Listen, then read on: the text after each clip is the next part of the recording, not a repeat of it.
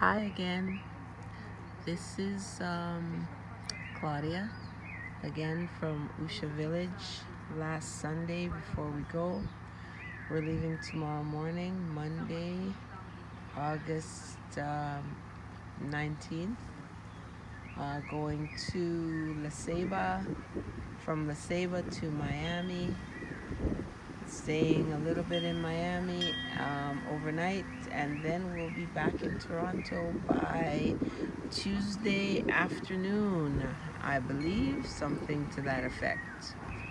Um, I just want to give you guys a final look from my side of Usha. Some people resting in their hammocks, relaxing. You know, everything went perfectly well here while we were here. There's an avocado tree right there in front of you. And we got an almond tree. I'm not sure how those almonds go, because technically we're not supposed to be eating almonds, but not sure how they go, but that's a story for another day. And let's see. Hopefully everything will go right with our flight tomorrow, and we'll be home by evening. Hi. It's one of our nurses passing by again. So they have a lot of preparation here, lots of help in case you need to ask any questions. They have the nurses that you can ask questions to. They have Troy, who is also, seems like he's training to be able to maybe administer the herbs or understand the herbs in a more detailed fashion. Not sure exactly what he's training for, but he's training for something. But he knows a lot already, believe you me. So if you guys end up coming here, you'll be able to learn a lot from Troy or Joshua or Evelyn. Evelyn is the chef in the kitchen. She knows a lot too. And they're very helpful in terms of answering a lot of your questions, especially Troy and Joshua. They're very informative, and they're able to explain a lot of things, and help us understand a lot of stuff about the herbs and the things that we're taking and stuff like that. And even though mostly everybody here speaks Spanish, some of them are able to speak a lot of English, like Joshua and Troy. But like the nurses, you might have to do a Google Translator, to be able to have a detailed conversation with them.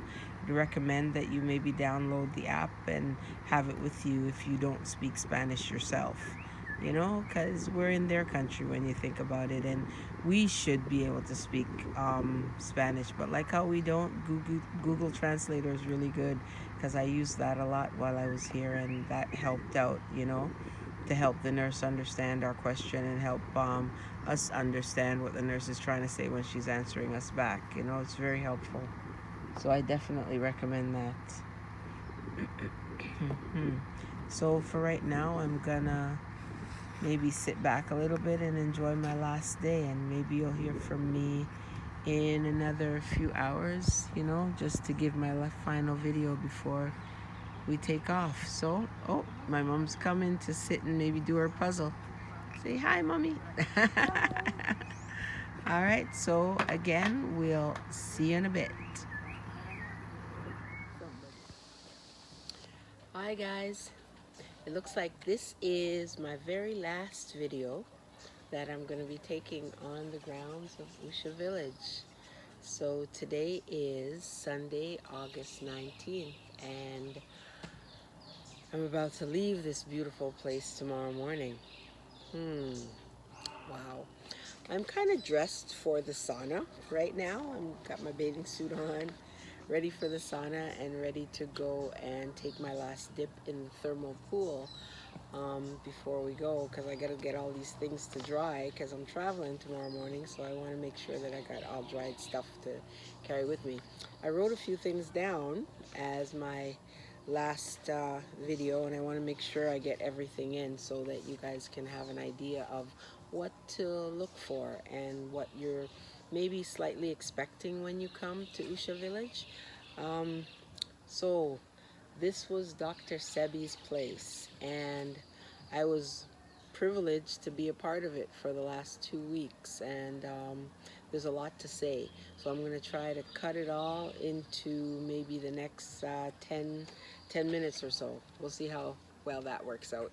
So we'll see. So on Monday we arrived here and we were shown a tour of the grounds. A nice young lady showed us around and told us where everything was, told us where the sauna was and how many minutes we're supposed to be in there. She showed us the kitchen, gave us a tour of the thermal bath and like all the little things, the do's and don'ts of Usha Village.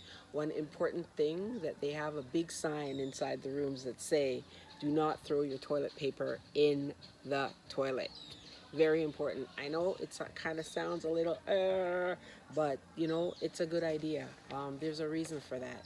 So we know environment and all, so there's a lot more to that idea. So listen to the rules and don't throw the toilet paper in the toilet, no matter what you're doing.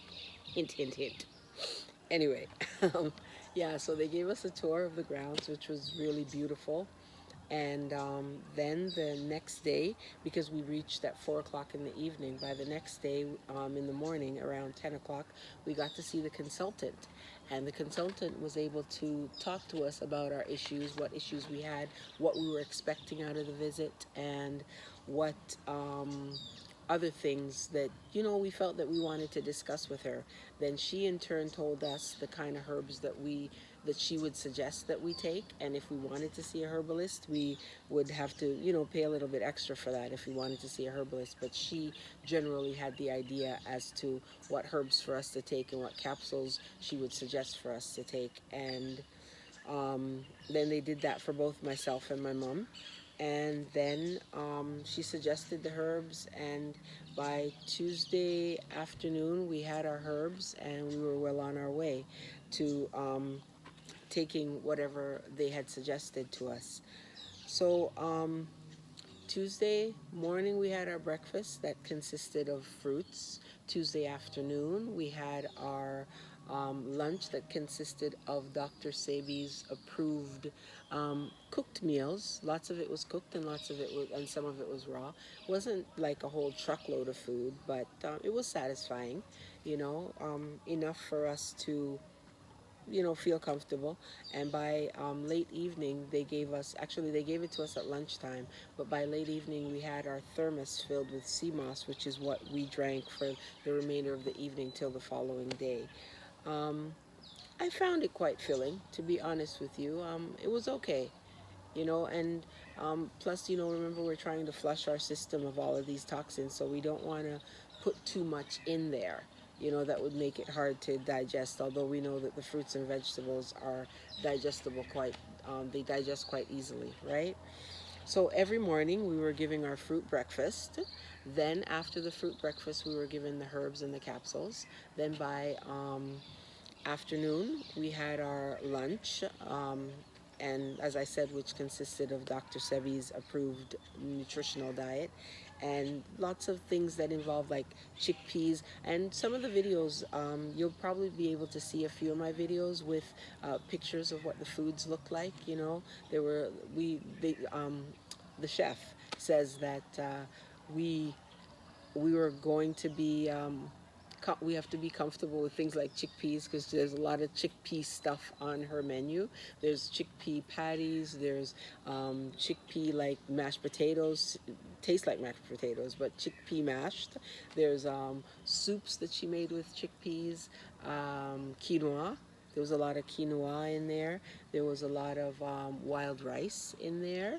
And of course, the greens, the lettuce and the tomatoes and things like that. We ate a truckload of avocados too throughout our week. She had that on the menu, but we also purchased a few little extra things that we could have throughout the day for people who were, a little bit more comfortable with a little tiny bit extra. We added avocado to the afternoon meals. That made it a little bit more filling for us, because you're coming from 3 meals that are unnecessary, but 3 meals a day, breakfast, lunch, and dinner. And then we are here now with the fruits for lunch and the lunch, and then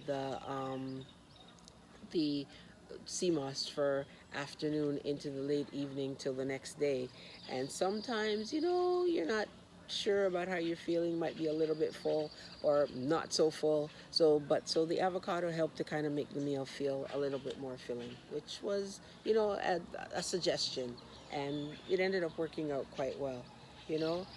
So yeah, and see what else did we have here. So as I said, I wrote things down to make it easier for me to be able to relay all of this stuff to you and make sure that that you have all of the information that you're going to need in order to take this journey if you decide that you want to be a part of this, which I definitely recommend. I recommend that you do this. It's not, you know, it's a little bit on the pricey side, I think, for the everyday Joe, to be honest with you, but I made the effort because I wasn't well.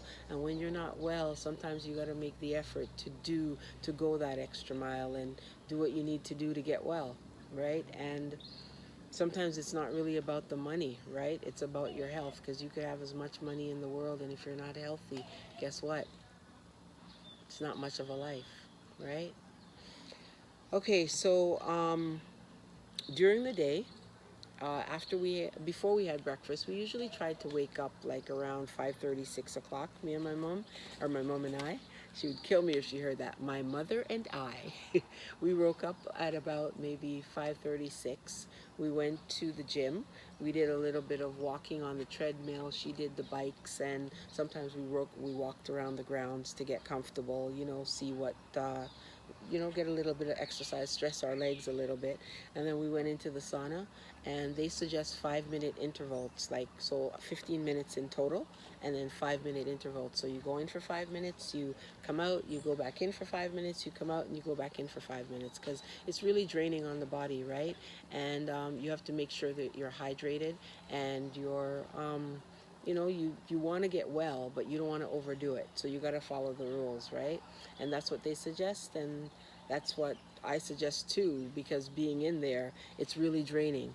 Then after you go there, then we go to the thermal baths and, sit in the water for a little while. They have the individual thermal baths, and they also have the big pool that, a lot of us would congregate down there, like in the early mornings or in the late evenings too, because after you do all the things you need to do throughout the day, you end up maybe resting a little bit and then going back between 4 and 7-ish, to get the rest of because that is a part of your medicine.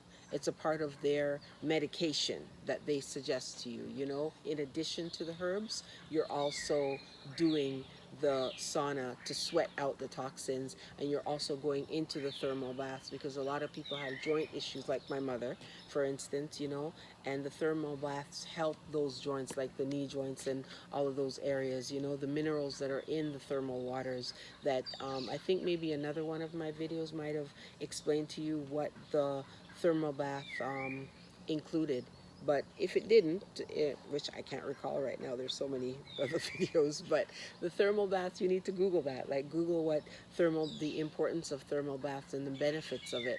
And this place, like, he really lucked out in having the thermal waters right behind this property, because the thermal baths really make a world of difference with the amount of minerals that are in the thermal waters. For you to be able to drink it, for you to be able to bathe in it, that's like an added plus, totally an added plus. So we're going into 10 minutes. Okay, let's see here. The questions. All right, so there are a few people like throughout the place that you can ask questions to. They're not readily available, but still there are people like Dr. Sebi's niece, who's Evelyn, who's the chef, and Dr. Sebi's nephew, who's Joshua. And he's usually around the place throughout the day, but not really for the whole day. Sometimes you see him here maybe from the early mornings till around maybe 1 to maybe 3 o'clock, right? And he's busy doing, maintaining the property and stuff like that. But I would really recommend that if you got the chance to speak to him, very important to speak to him, very intelligent person. He's very versed on a lot of the herbs and stuff like that that Dr. Sebi suggests that you use for certain things. Like he trained him, he gave him sort of the rundown. He says, for years Dr. Sebi was training him on learning about the herbs and what to do in certain situations and whatever. So he's really trained on a lot of stuff, and even on the alkaline diet too, the types of the reasons behind a lot of the foods, like the hybrid foods, things that are hybrid, things that are not hybrid. And of course you can Google it too. These days I notice that since I've been here, I don't Google anymore if something is good for you, because I find that the internet is not really, I don't know, it doesn't work that way. You say something is good for you, they spit out the typical carrots are good for the eyes and this and this and that. But we know from Dr. Sebi's many hundreds of videos that carrots are hybrid and they're not good for us. And like things like that, like certain cabbage, for instance, you don't Google anymore if it's good for you. You Google and ask if it's hybrid. So you know that if it's hybrid, you don't want it, right? So that's the way I use the internet these days to find out if something is good for me or not, or if it's a part of Dr. Sebi's approved alkaline diet. So if it's not alkaline, you don't want it. Hi! I'm just making a small video for my final day here, seeing that I'm leaving tomorrow, right? Yeah. So I'm not talking to myself. I'm actually talking to the camera. All right, see you later. Oh boy. And that's the other thing here, that I find that as soon as people get on this property, maybe because we're all in that community of trying to heal ourselves, there's a lot of kindness here. A lot of love amongst even just the visitors. We kind of help each other to get initiated into the environment. When I first came, it was more like, hey, how you doing? And I'm like thinking in my head, do I know you? No, I don't, but you're just really cool. And everybody just kind of treated each other like that. So as soon as you see a new person, and you've been here a few days, you go up to them, you talk to them, you say, hey, how you doing? My name is Claudia, what's up? Just really cool. I think that that's a good thing. That's a part of the idea that that's a good thing, when you're all in that community together trying to heal each other together.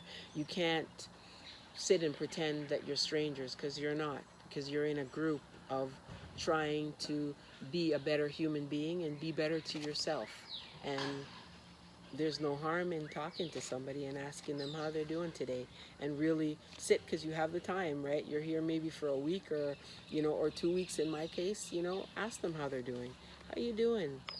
How's your stay here, or whatever, and sit down and have a little conversation. Today, for instance, I had a conversation with a lady here for about maybe 2 hours, and the time went by so quickly.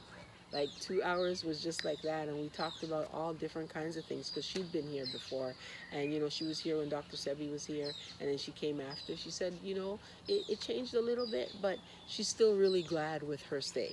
She's glad that she ended up making the trek here, and it's a part of her journey. And it really helps to build you back up, give you that energy that you need to continue, and kind of clear your head too, because sometimes a lot of people, they come here by themselves. I came with my mom, which was still a good idea, because I got to know my mom a little better too. Can you imagine, after 40 odd years I'm still getting to know her, because we're all changing, and we're evolving, and she's really grateful to have come too. She's glad that she came here, because now, as I told you in one of the other videos, is that she's able to lift her arm up in the air, whereas at this time of the evening, now it's about 5:30 to 6 in Canada, or even in Jamaica, with the foods that we were eating, by 6:30, 7 o'clock, she's looking for the Tylenol bottle, right? And she was here for 2 weeks, and she didn't search for it once. That does tell you something, right? I think that that's fascinating. Yeah, okay, so what else do we have here? Oh yeah, so those guys, like Evelyn and Joshua, and also Troy, too. Troy is a person that's here. He's learning. He says that he's learning about the herbs and getting accustomed to them so that he can eventually be able to distribute them throughout the Caribbean, which I think is a marvelous idea, because we need that, and we need more people like that who are, who can understand the herbs and be able to explain it to the lame person like you and me who don't understand. And the word needs to get out there more. I'm sure Dr. Sebi did as much as he could. Being here for the week or the 2 weeks, I realized how much he really did. And I've said this so many times that what he established here, I really wonder if the people who are in control of it now really understand the importance of what they have in their hands, like the gold that they have in their hands, and the idea that there is just, it's gold. It's gold, and I hope that it'll continue for generations to come. We can only hope and pray that it does, because it's so important.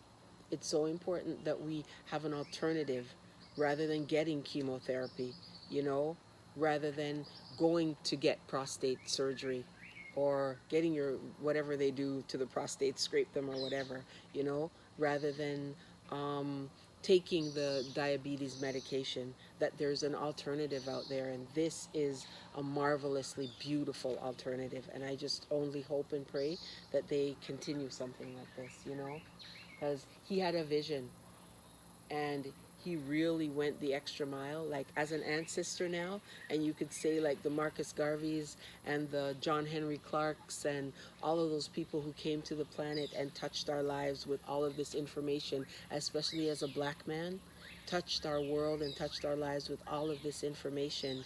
Like, he went above and beyond his duty.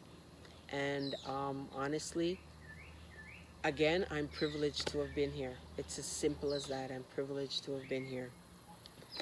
So let's see, what else is there for me to say before I close off?